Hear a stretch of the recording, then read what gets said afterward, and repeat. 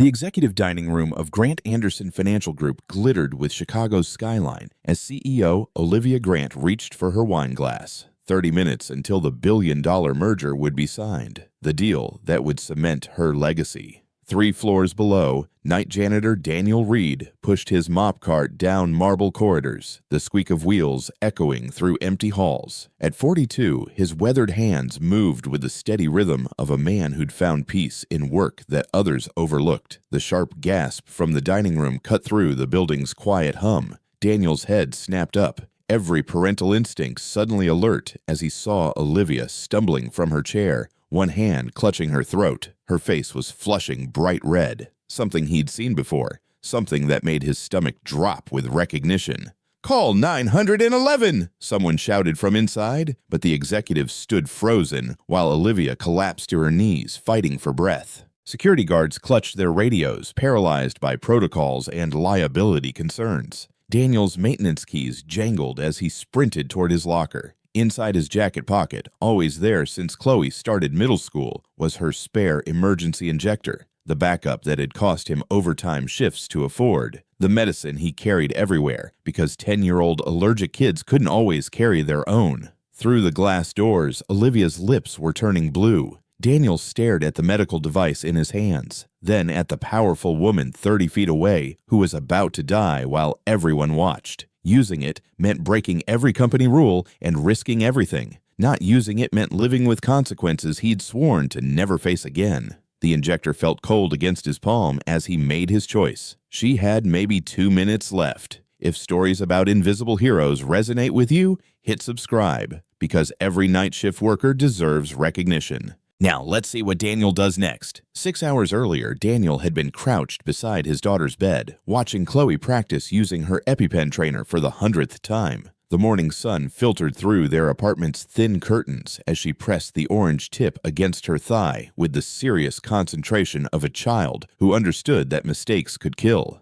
"Firm pressure, count to 3, massage the injection site," she recited, her small voice steady despite the weight of responsibility no 10-year-old should carry. "Perfect," Daniel said, brushing a strand of hair from her forehead. Just like that. But as Chloe packed her real EpiPen into her school bag, Daniel's eyes caught the envelope on their kitchen counter, the one with the red final notice stamp that had arrived yesterday. $847 for her last visit to the allergy specialist. Money he didn't have, for tests that confirmed what they already knew. His daughter was allergic to enough foods to fill a grocery list. "Daddy?" Chloe's voice was smaller now, uncertain. "The other kids at school are going on a field trip to the Science Museum next month." Daniel's hand stilled as he helped her with her medical alert bracelet. Field trips meant permission slips, lunch money, transportation fees, a cascade of expenses that might as well have been asking for the moon. "How much does it cost, sweetheart?" $35. "But it's okay if we can't." She said it with the practiced resignation of a child who'd learned not to ask for things, and something cracked inside Daniel's chest. The school bus honked outside their window, its yellow bulk idling in the morning exhaust haze. Chloe grabbed her backpack, heavy with textbooks they'd bought used and an emergency kit that cost more than most people's car payments. "Have a good day, Chloe Bug," Daniel called as she headed for the door. "Bye, Dad. Don't forget to eat lunch today."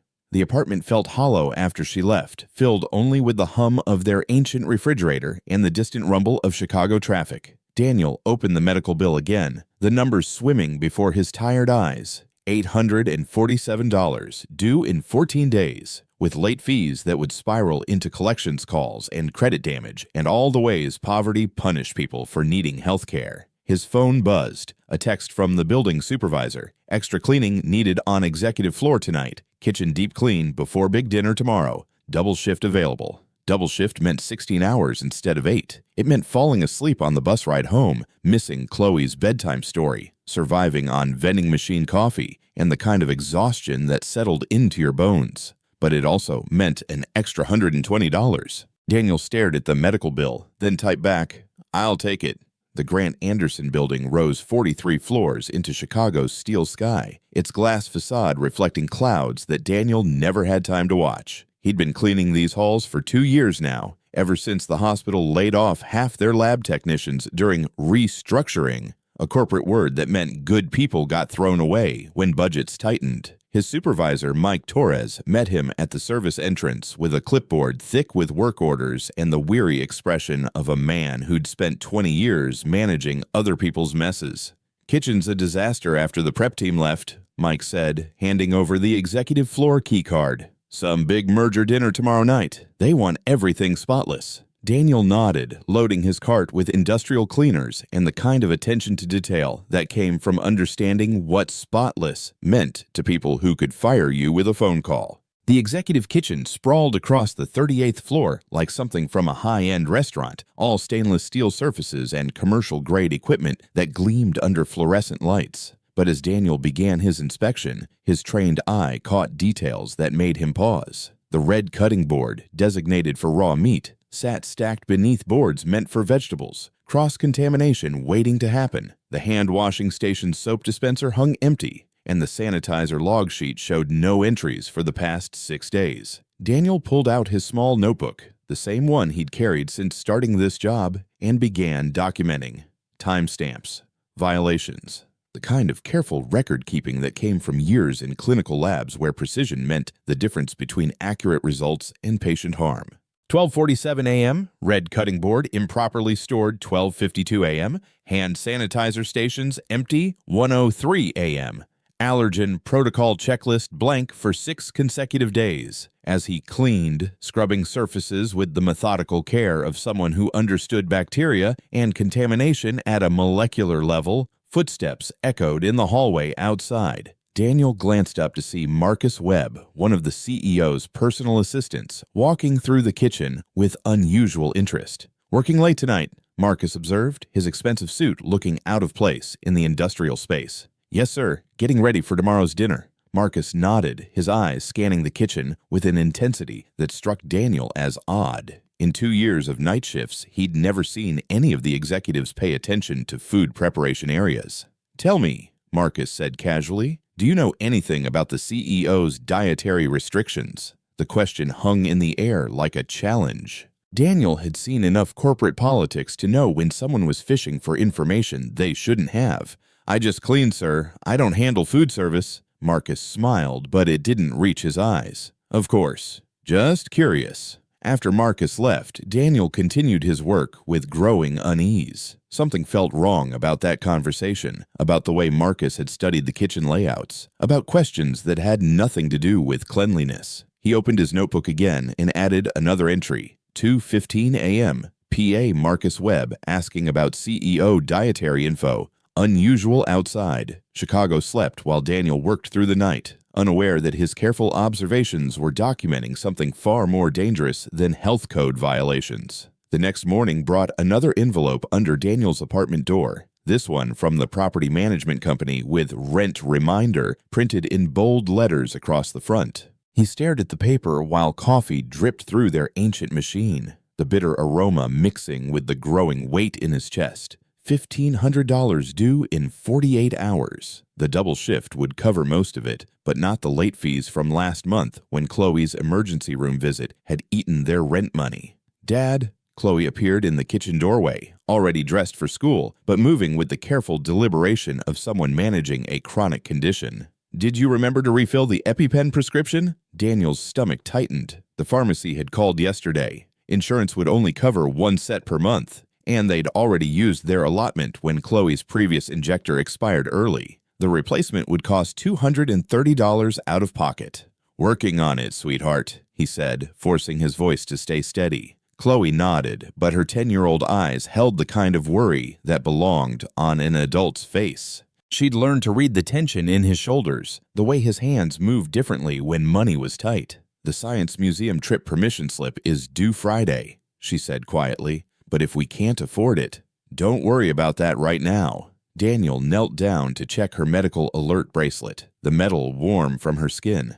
"Let's just focus on today, okay?" After Chloe left for school, Daniel opened his laptop and began the familiar ritual of job searching. Clinical lab positions, medical technician roles, anything that would use his actual training instead of just his willingness to work nights. The responses came back like form letters. Overqualified for entry-level positions. Current certification required for senior roles. Thank you for your interest. 6 years of experience in immunology labs specializing in allergen testing and anaphylaxis protocols. Knowledge that could save lives, reduced to a resume that hiring managers glanced at for 30 seconds before moving to the next candidate. His phone buzzed with a text from Mike Torres. Need you in early tonight. Kitchen inspection found violations. Executive team wants everything documented and fixed before dinner. Daniel's blood ran cold. The violations he'd logged in his notebook. Someone else had finally noticed them. But instead of being thanked for his detailed observations, he was being called in to fix problems that should have been prevented. At 4 p.m., Daniel arrived at the Grant Anderson building to find the executive kitchen in chaos. Health inspectors moved through the space with clipboards and cameras while the executive chef, a man whose salary probably exceeded Daniel's annual income, gestured angrily at stainless steel surfaces. "This is ridiculous," the chef was saying to Mike Torres. "We've never had problems before." Suddenly, some janitor thinks he's a health expert? Mike spotted Daniel and waved him over. "Reed, show me what you found last night." Daniel pulled out his notebook, the pages filled with precise handwriting and timestamps. Cross-contamination risks on the cutting boards, empty sanitizer stations, allergen protocol logs haven't been filled out in 6 days. The health inspector, a tired-looking woman in her 50s, glanced up from her checklist. "You documented all this?" "Yes, ma'am. I worked in clinical labs before this job. Food safety protocols are similar to laboratory sterility procedures." The chef's face darkened. "I don't need some night cleaner telling me how to run my kitchen." "Mr. Reed's documentation is exactly what we needed," the inspector said firmly. "These violations could have caused serious illness or death, especially for anyone with severe allergies." As the inspection continued, Daniel noticed Marcus Webb hovering near the kitchen entrance, watching the proceedings with barely concealed frustration. When their eyes met, Marcus's expression shifted to something that made Daniel's instincts prickle with warning. After the inspectors left, Mike pulled Daniel aside. "Good work spotting those problems," he said, "but the executive team isn't happy about the attention this brought. Chef Martinelli specifically requested that you be reassigned to other floors." "Reassigned? But the violations were real. Someone could get seriously hurt if—" "I know, Reed, but you know how it works around here. The people upstairs don't like being told they're wrong, especially by—" Mike gestured helplessly. "By a janitor," Daniel finished. "Just keep your head down, okay? I'll try to work something out, but right now they want you staying away from the executive level." Daniel felt the familiar sting of being dismissed, of having his expertise reduced to his job title. But underneath the frustration was something deeper, the growing certainty that Marcus Webb's interest in the kitchen violations wasn't about food safety. That evening, as he cleaned the lower floors instead of his usual route, Daniel couldn't shake the image of empty allergen logs and Marcus's calculating smile. His notebook sat heavy in his pocket, filled with observations that suddenly felt more important than routine maintenance records. Somewhere 38 floors above, preparations for tomorrow's merger dinner continued without the one person who'd noticed that something was terribly wrong. Daniel sat at their kitchen table after midnight, surrounded by bills spread across the scratched surface like a losing hand of cards. The calculator's red digital display showed numbers that never added up right, no matter how many times he tried different combinations. Rent, $1,500. Medical bills, $847. Chloe's backup EpiPens, $230. Groceries, utilities, her allergy medications.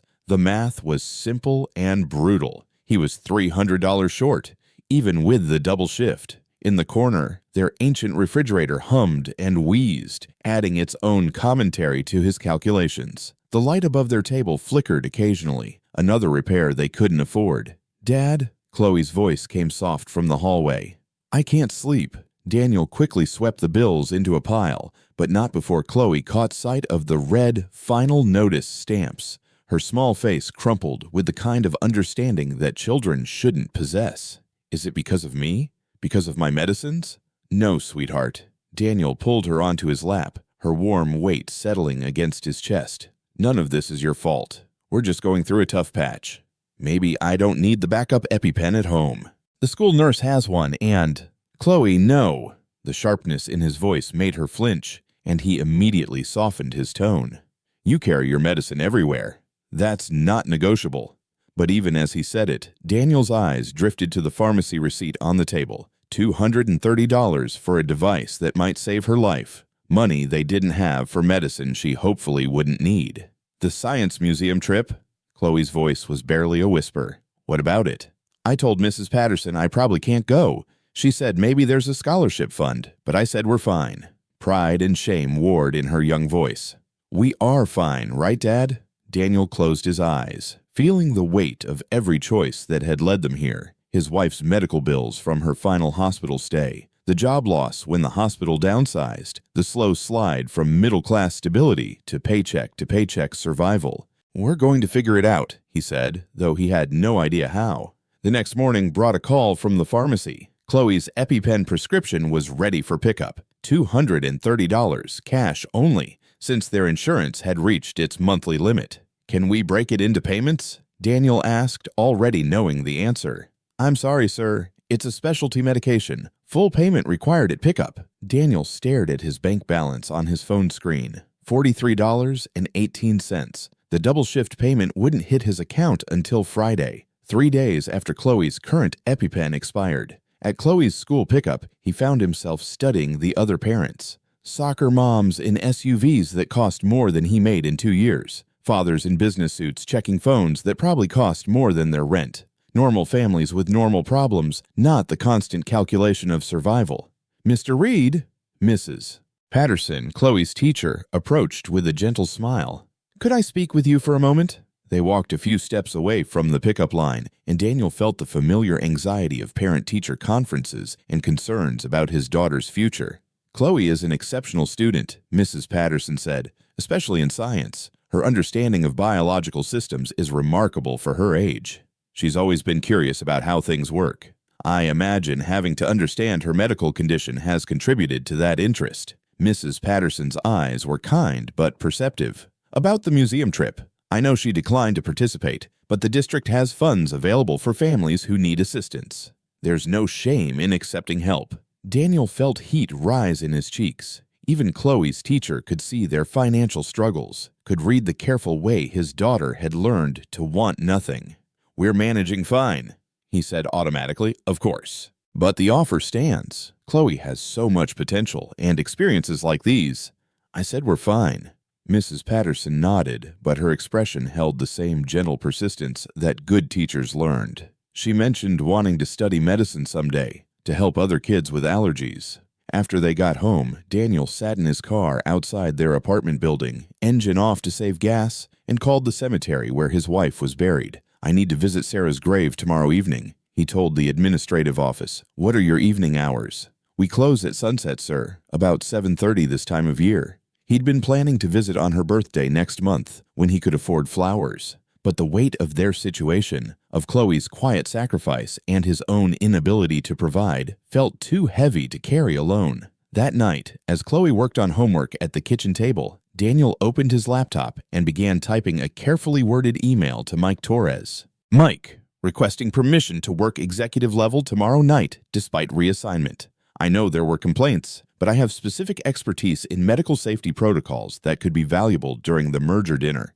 Willing to work without overtime pay. He stared at the message for 10 minutes before hitting send. It was a desperate move, probably career suicide, but something about Marcus Webb's behavior and those empty allergen logs felt wrong in a way that made his chest tight with foreboding. In the morning, he'd find out if his expertise was worth more than his job security. Mike Torres called at noon the next day, his voice carrying the weariness of a supervisor caught between competing pressures. Executive team approved your request, he said, but Reed, this is your last chance. One complaint, one problem, and you're done here. Understood? Understood. And they want detailed documentation of everything you do tonight. Every procedure, every observation. Corporate wants a paper trail in case there are more health department questions.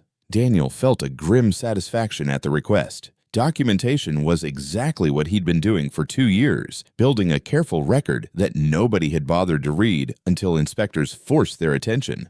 I can handle that. Kitchen staff will be working until 6. Dinner service starts at 7:30. You'll have 90 minutes to complete your inspection and setup before the VIPs arrive. After hanging up, Daniel pulled out his notebook and reviewed the entries from the past week. The patterns were there if you knew how to look. Empty sanitizer stations, unsigned allergen logs, Marcus Webb's unusual questions about dietary restrictions, pieces of a puzzle that made his stomach clench with recognition. He'd seen this before, in the restaurant where Sarah died. The same casual disregard for protocols, the same assumption that it won't happen here, the same deadly confidence that killed his wife while he stood helpless in a hospital waiting room. At 5:30 p.m., Daniel arrived at the Grant Anderson building, carrying more than his usual cleaning supplies. Tucked into his maintenance kit was a digital camera, his own, purchased years ago to document Chloe's school events, and a fresh notebook with pages organized by safety protocol categories. The executive kitchen buzzed with pre-dinner energy. Chef Martinelli directed his team through appetizer preparation, while servers polished glasses and arranged place settings in the adjacent dining room. Daniel stayed invisible, moving through the space with the practiced anonymity of someone whose job was to notice without being noticed, but his eyes missed nothing. The red cutting board that should have been sanitized between uses sat stacked beneath vegetable boards, shellfish residue still visible along the edges. The hand-washing station remained empty of soap, despite yesterday's inspector recommendations. Most telling of all, the allergen protocol checklist hung blank on the wall. Not a single signature in 9 consecutive days. Daniel photographed each violation with clinical precision, adding timestamps and detailed descriptions to his notebook. 5:47 p.m., red cutting board hash 3 shows pink residue, likely shellfish protein. Stacked beneath green boards hash 1 and hash 2. Cross-contamination risk, high 5:52 p.m., hand sanitizer station hash. 2 empty, pump mechanism not functional. Staff observed using same gloves for multiple food prep tasks. 6:03 p.m., allergen protocol checklist completely unsigned since October 15th. No documentation of staff training or dietary restriction protocols. As he worked, Daniel noticed the kitchen team's casual approach to safety procedures. Gloves worn for hours without changing. Cutting surfaces used interchangeably. The kind of shortcuts that saved time and money until someone ended up in an ambulance. "Still here, Reed?" Marcus Webb's voice made Daniel look up from his documentation. "Yes, sir. Completing the safety inspection you requested." Marcus stepped closer, his expensive cologne mixing with the kitchen's industrial smells. "Find anything interesting?" "Standard protocol violations. Nothing that can't be corrected with proper training." But Marcus's eyes had found Daniel's notebook, and something shifted in his expression. "You're quite thorough for a janitor. I like to do the job right. Where did you learn to write reports like that?" Marcus gestured toward the open notebook, where Daniel's precise medical terminology was clearly visible. For a moment, Daniel considered deflecting, but something about Marcus's probing questions and calculated interest felt like a test he was tired of failing. "I worked in clinical laboratories for 6 years before this job. Immunology and allergen testing mostly. Same protocols apply to food safety." Marcus's smile didn't reach his eyes. "Interesting. And you've been documenting kitchen safety for how long?" "Since I started working here. 2 years of observations." 2 years. Marcus nodded slowly. "That's a lot of observations." After Marcus left, Daniel continued his work with growing unease. The conversation felt less like casual interest and more like intelligence gathering. But gathering intelligence about what? At 6:15, as the kitchen staff finished their prep work, Daniel noticed something that made his blood run cold. A server was preparing the VIP table settings, and among the carefully arranged plates was a small card noting dietary restrictions for each guest. CEO Olivia Grant's card was blank. Daniel approached the server, a young woman who looked barely out of culinary school. "Excuse me, the dietary restriction card for Miss Grant?" "Oh, Mr. Webb handled that personally," she said brightly. "Said the CEO's preferences were confidential and he'd communicate them directly to the kitchen." "Did he communicate anything specific?" "Just that she's very particular about presentation, wants the full tasting menu, no modifications." Daniel felt ice form in his stomach. In 6 years of allergen testing, he'd learned to recognize the patterns that led to anaphylactic shock. Empty protocols, missing documentation, and, most dangerous of all, someone actively preventing safety communication. He opened his notebook to a fresh page and wrote, 6:17 p.m., dietary restriction information for CEO deliberately obscured by PA Webb. Server unaware of potential allergen risks. Recommend immediate verification of guest safety protocols. As the kitchen finished prep work and the first VIP guests began arriving, Daniel realized his 2 years of careful observations had documented something far more sinister than negligence. The executive dining room filled with the soft murmur of billion-dollar conversations as Chicago's most powerful financiers took their seats for the merger dinner. Daniel positioned himself in the service corridor, close enough to observe, but invisible to the guests who shaped economic empires while he cleaned up after them. Through the glass partition, he watched Olivia Grant command the head table with effortless authority. At 37, she moved through the room like someone accustomed to having markets respond to her decisions. Her platinum watch caught the ambient light as she gestured toward merger documents that would reshape 2 financial dynasties. But Daniel's attention wasn't on corporate theater. His eyes tracked the servers moving between kitchen and dining room, noting every plate that passed through spaces where allergen protocols had been ignored for over a week. At 7:45, the first course arrived, shellfish bisque in delicate porcelain bowls garnished with microgreens and what Daniel's trained eye recognized as lobster oil, the same shellfish proteins that had contaminated every cutting surface in the kitchen. Olivia lifted her spoon and tasted the soup while discussing market volatility with the merger partner seated to her right. Normal dinner conversation, the kind of casual consumption that defined her world. Daniel checked his watch. If the cross-contamination was significant, symptoms would begin within 5 to 8 minutes. He found himself holding his breath, hoping his fears were unfounded. 7:51. Olivia reached for her water glass, her hand trembling slightly. 7:52. She touched her throat, a gesture so subtle that her dinner companions didn't notice. 7:53. The first flush appeared on her neck, spreading upward like spilled wine on pale fabric. Daniel's medical training kicked in with crystalline clarity. Stage 1 anaphylaxis, progressing exactly as he'd witnessed with Chloe during her first severe reaction, the same progression that had killed his wife while paramedics struggled through traffic. "Excuse me for a moment," Olivia said, her voice slightly strained as she stood from the table. She moved toward the private restroom adjacent to the dining room, one hand gripping her chair for balance. Daniel was already moving, his maintenance key card beeping against the elevator sensors as he descended to his locker. Chloe's backup EpiPen sat in its protective case, nestled beside her school photo, like a talisman against the kind of helplessness that had destroyed their family once before. By the time he returned to the executive floor, Olivia's breathing had become labored. Through the restroom's frosted glass, Daniel could see her silhouette swaying as she gripped the marble countertop. "Ma'am?" Daniel knocked softly. "Are you all right?" "I'm fine," came the response, but her voice was hoarse, constricted. "Ma'am, I have medical training. Can you open the door?" Silence, then the sound of the lock turning. Olivia emerged with her face flushed crimson, lips beginning to show the blue tint that preceded cardiovascular collapse. "I think I'm having an allergic reaction," she whispered.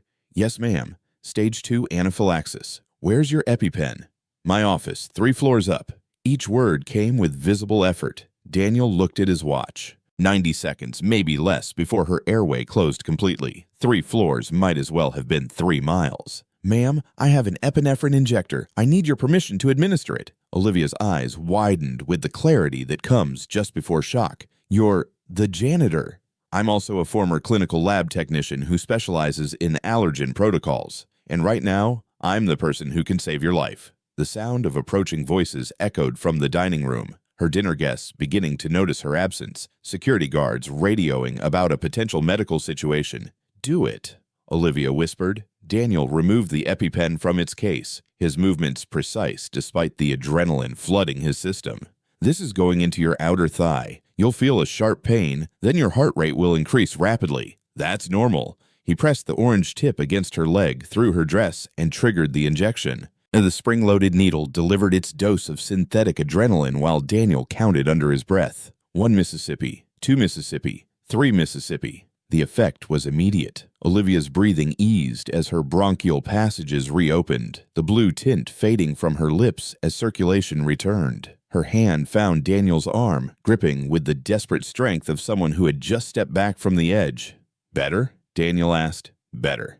But I feel like my heart is going to explode." "That's the epinephrine. Normal side effect. We need to get you to a hospital for secondary monitoring and steroid treatment." By now, the dining room had erupted in controlled panic. Executive assistants spoke urgently into phones, while security guards cleared pathways and someone shouted orders about liability protocols. Who administered emergency medicine to Miss Grant? The head of security appeared in the corridor, his radio crackling with dispatcher chatter. "I did," Daniel said simply. "Are you a doctor?" "Former clinical lab technician, 6 years of experience with anaphylaxis protocols." The security chief stared at Daniel's maintenance uniform, then at Olivia, who was breathing normally but still flushed from the epinephrine rush. "Ma'am, we need to document this incident. There are liability concerns about unauthorized medical treatment." "He saved my life," Olivia interrupted, her voice stronger now, but carrying an edge that could cut through corporate hierarchy. "Whatever documentation you need, make it reflect that a member of my staff prevented my death while everyone else was discussing protocols." As EMTs arrived and began their assessment, Daniel found himself surrounded by executives and lawyers, all asking questions about his medical training and the source of the EpiPen he'd administered. But through the controlled chaos, one face stood out. Marcus Webb, watching from the dining room entrance with an expression Daniel couldn't quite read. The merger dinner was over, but Daniel's real test was just beginning. The emergency room at Northwestern Memorial Hospital buzzed with the controlled urgency that Daniel remembered from Sarah's final hours. But this time, he wasn't the helpless family member waiting for news. He was the reason Olivia Grant was sitting upright on a gurney instead of lying on a morgue table. "Mr. Reed," a hospital lawyer appeared beside him in the waiting area, clipboard in hand and questions in her eyes. "I'm Janet Morrison, legal counsel. We need to discuss the medication you administered." "Epinephrine auto-injector, standard treatment for anaphylactic shock." "But not your medication to administer. The EpiPen was prescribed for..." She consulted her notes. "Chloe Reed, age 10. "Your daughter?" Daniel's stomach tightened. "Yes, Mr. Reed, while your actions may have saved Miss Grant's life, using prescription medication belonging to another person is technically illegal." "I know." Daniel's voice was flat. "Would you prefer I had followed the law and watched her die?" The lawyer's expression softened slightly. "No one is questioning your intentions, but there are protocols, liability concerns. The hospital needs to understand your medical background." For the next hour, Daniel found himself explaining his training to a parade of administrators, lawyers, and investigators, clinical, laboratory experience, allergen testing certification, 6 years of working with anaphylaxis protocols before the hospital downsized him into invisibility. "Why didn't you mention this expertise to your current employer?" asked a corporate attorney who'd arrived from Grant Anderson's legal team. "I did, repeatedly. I documented safety violations in the executive kitchen for 2 years. My reports were dismissed because I'm just a janitor." "You have documentation?" Daniel pulled out his notebook, its pages filled with precise observations and timestamps. The lawyer's eyes widened as she read his clinical descriptions of cross-contamination risks and protocol failures. "This is incredibly detailed, professional-level documentation. I know how to do my job, both jobs." While lawyers debated liability and hospitals processed paperwork, Daniel's phone rang with a call that made his blood run cold. "Mr. Reed, this is Agent Sarah Chen, FBI Financial Crimes Division. We need to speak with you about tonight's incident." "FBI? Miss Grant's allergic reaction appears to have been deliberately triggered. Your observations may be crucial to our investigation." The words hit Daniel like ice water. Deliberately triggered. Marcus Webb's questions about dietary restrictions, the missing allergen protocols, the blank dietary card that should have warned the kitchen about Olivia's allergies. "Mr. Reed, are you there?" "Yes, what do you need to know?" "We're sending agents to interview you. Don't discuss this with anyone else until we arrive." Daniel hung up and stared at his notebook with new understanding. 2 years of careful observations weren't just safety documentation. They were evidence of a conspiracy that had nearly succeeded. At midnight, FBI agents arrived at the hospital with questions that made Daniel's head spin. The merger Olivia was negotiating wasn't just business. It was a $14 billion acquisition that would eliminate Grant Anderson's biggest competitor. If Olivia died before signing, the deal would collapse, and the rival company would survive. "Marcus Webb has been in contact with executives at Richardson Financial," Agent Chen explained. Phone records show extensive communication over the past month.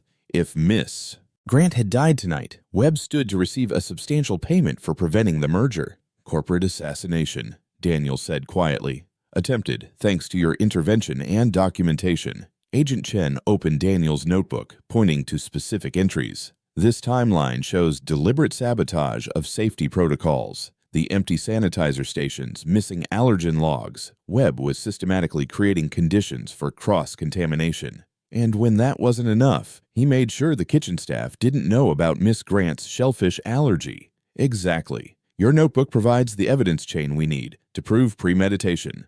As dawn broke over Chicago, Daniel sat in a hospital chair and tried to process the magnitude of what had happened. He'd saved a woman's life, exposed a corporate conspiracy, and used his daughter's medicine to prevent a murder. But the victory felt hollow when his phone rang with a call from Child Protective Services. Mr. Reed, we received a report about medication irregularities involving your daughter Chloe. We need to schedule a home visit to discuss her medical care. Daniel's hands shook as he ended the call. Someone, probably the hospital lawyers or insurance investigators, had flagged Chloe's missing EpiPen as potential child endangerment. He'd saved a billionaire's life and might lose his daughter in the process. Outside the hospital windows, Chicago awakened to news of a failed corporate assassination, while Daniel wondered if doing the right thing had cost him everything that mattered. Daniel stood outside their apartment building at 7 a.m., keys heavy in his hand, as exhaustion weighed down every muscle. 24 hours ago, he'd been a night janitor worried about medical bills. Now he was a key witness in a federal investigation, facing Child Protective Services questions about his daughter's medication. The elevator climbed to their floor with mechanical indifference, while Daniel's mind raced through possible explanations for Chloe. How do you tell a 10-year-old that her backup medicine saved a stranger's life but might cost her family everything? Dad, Chloe's voice came from the kitchen as he opened the apartment door. She sat at their small table, already dressed for school, concern etched across her young face. You were gone all night. I called Mrs. Patterson when you didn't come home. Daniel sat beside her, the familiar weight of parental responsibility settling over his shoulders. I had to help someone who was very sick, someone who needed medicine like yours. My EpiPen? Yes, sweetheart. I had to use your backup injector to save a woman's life. Chloe's eyes widened with understanding that went beyond her years. Was she allergic like me? She was. And if I hadn't helped her, she would have died. For a long moment, Chloe said nothing. Then she reached across the table and took his hand with the same gentle certainty she'd inherited from her mother. I'm glad you saved her, Daddy. That's what the medicine is for. The simple acceptance in her voice nearly broke Daniel's composure. His 10-year-old daughter understood something that hospital lawyers and corporate executives couldn't grasp, that some decisions transcended rules and protocols. There might be some trouble about it, Daniel said carefully. People who don't understand why I had to make that choice. But you did the right thing. I hope so. A knock at their door interrupted the conversation. Daniel's stomach tightened, expecting CPS investigators or federal agents. Instead, he found Olivia Grant standing in their hallway, dressed in jeans and a simple sweater that made her look younger and more human than the corporate titan from the merger dinner. Miss Grant, how did you... I asked for your address from HR. I hope that's all right. Her eyes moved past him to Chloe, who had appeared in the doorway with curious 10-year-old boldness. You must be Chloe. Hi, are you the lady my dad saved? Olivia's composure wavered slightly. Yes, I am. And I came here to thank you both. Me? Your medicine saved my life. Your father told me it belonged to you. Daniel watched his daughter process this information with the matter-of-fact acceptance that came from living with life-threatening allergies. To Chloe, EpiPens weren't abstract medical devices. They were tools that meant the difference between ordinary days and emergency rooms.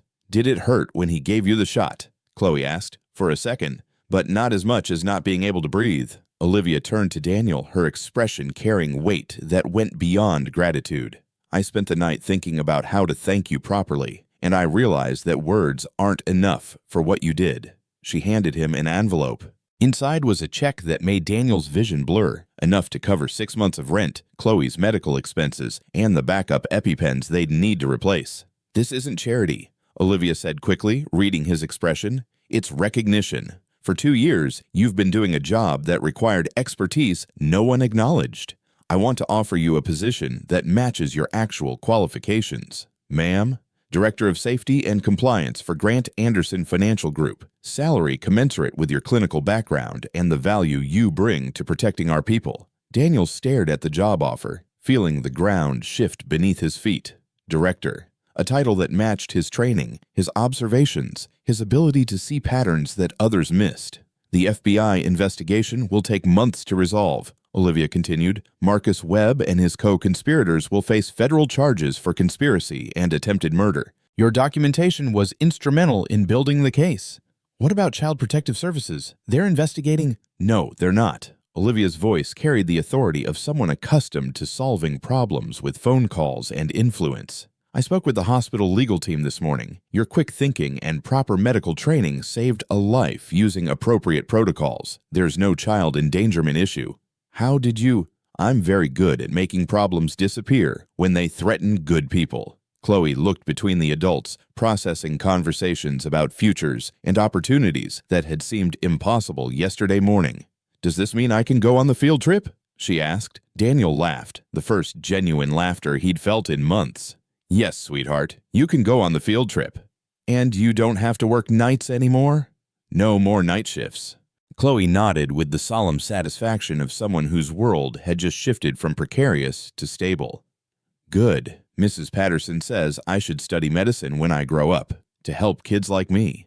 That sounds like a wonderful plan, Olivia said. And when you're ready for college, I hope you'll let me know. Grant Anderson has a scholarship program for students pursuing medical careers. As Olivia prepared to leave, she paused at their door and turned back to Daniel. I've spent my entire career believing that success meant making the hard choices, putting business first, keeping emotions separate from decisions. Last night, you showed me what real strength looks like. Thank you for that. After she left, Daniel sat with Chloe at their kitchen table, the job offer and check between them like evidence of a life they'd never dared to imagine.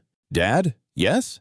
Are you going to take the new job? Daniel looked around their small apartment, at the medical bills no longer threatening their stability, at his daughter who deserved every opportunity he could provide. I think I am. For the first time in years, tomorrow felt like a promise instead of a threat. 6 months later, Daniel Reed stood before the Grant Anderson Financial Group Board of Directors, presenting quarterly safety metrics that had become a model for corporate America. The mahogany conference table reflected Chicago's autumn skyline as he clicked through slides showing a 63% reduction in workplace incidents and the implementation of what the media had dubbed the Reed Safety Initiative. Our comprehensive allergen protocols have been adopted by 12 Fortune 500 companies. Daniel explained, his voice carrying the confidence of someone whose expertise was finally valued.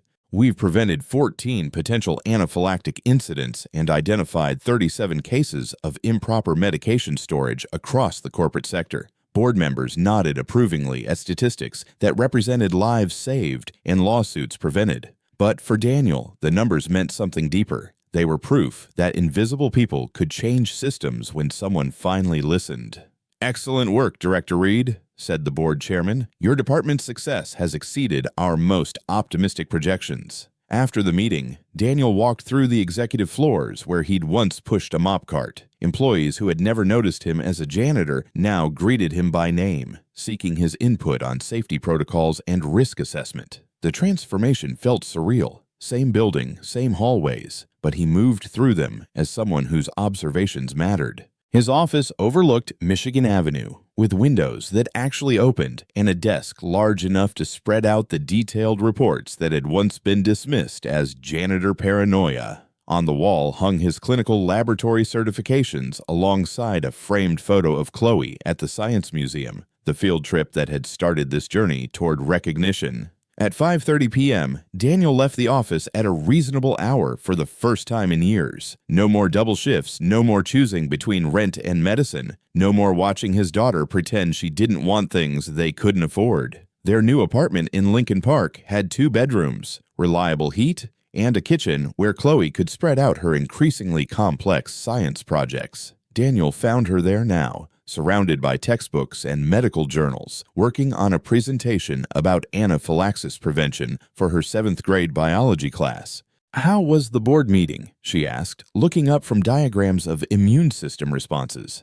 "Good. They approved funding for the school safety program we discussed. The one that teaches teachers about allergic reactions? That's the one. Your idea about having kids with allergies help train their teachers was brilliant." Chloe smiled with the quiet satisfaction of someone whose painful experiences had found purpose in helping others. At 11, she carried herself with the confidence that came from knowing her father's work made the world safer for kids like her. "Dad, turn on Channel 7. Mrs. Patterson said there's a news story about your initiative." Daniel found the remote as the evening news anchor began a segment about corporate safety reforms. On screen, a reporter stood outside Grant Anderson's headquarters, describing how one man's careful observations transformed an entire industry's approach to workplace safety. "The Reed Safety Initiative has now been implemented in over 40 companies nationwide," the anchor continued, "preventing countless medical emergencies and saving an estimated $200 million in liability costs. The program began when night janitor Daniel Reed used his clinical background to save CEO Olivia Grant from a deliberately triggered allergic reaction." Chloe pointed at the television with the excitement of a child seeing her father recognized on the evening news. "Dad, that's you. You're famous." "Not famous, sweetheart, just visible." As the story concluded, Daniel's phone buzzed with a text from Olivia, watching Channel 7. "Still can't believe this all started with a notebook and an EpiPen. Thank you for changing everything." Daniel smiled and typed back, "Thank you for seeing what everyone else missed." Later that evening, as Chloe finished her homework and prepared for bed, she asked the question that had been building for months. "Dad, do you ever miss cleaning the building at night?" Daniel considered the question seriously. "I miss the quiet, and I miss feeling like I was protecting the building while everyone slept, but I don't miss being invisible." "You were never invisible to me." "I know, sweetheart. You and Mom always saw me. She would be proud of what you did, saving that lady, helping all those companies be safer." Daniel tucked Chloe into bed, her room now filled with the kind of scientific equipment and medical textbooks that her curiosity deserved, the anxiety that had defined their lives, the constant calculation of survival, the fear of unexpected bills, the shame of needing help, had been replaced by something Daniel had almost forgotten how to feel: security. "Good night, Chloe Bug." "Good night, Dad. Tomorrow I want to show you my project about how EpiPens work. Mrs. Patterson thinks I should enter it in the state science fair." As Daniel closed her door, he realized that his daughter's future had expanded beyond survival to possibility. She could study medicine if she wanted, could pursue research into allergies and immunology, could become anything her brilliant mind could imagine. The evening news story was still playing in the living room, and Daniel paused to listen as the anchor concluded. "The Reed Safety Initiative proves that expertise can come from unexpected places, and that sometimes the people working quietly in the background see what those in power miss." For Channel 7 News, this is Maria Santos. Daniel turned off the television and sat in the comfortable silence of their new apartment. Outside, Chicago hummed with the energy of 8 million people going about their lives, most of them unaware that a former night janitor's observations were making their workplaces safer. His notebook, the same one he'd used to document violations, now sat on the coffee table filled with implementation schedules and success stories from companies across the country. What had started as careful record-keeping by an invisible worker had become a blueprint for saving lives. We hope Daniel's story reminds you that expertise and heroism often come from the most unexpected places. If you've ever felt overlooked or invisible at work, share your story in the comments below. And if this story moved you, let us know where you're listening from. We love hearing from our community around the world. What would you rate this story from 1 to 10?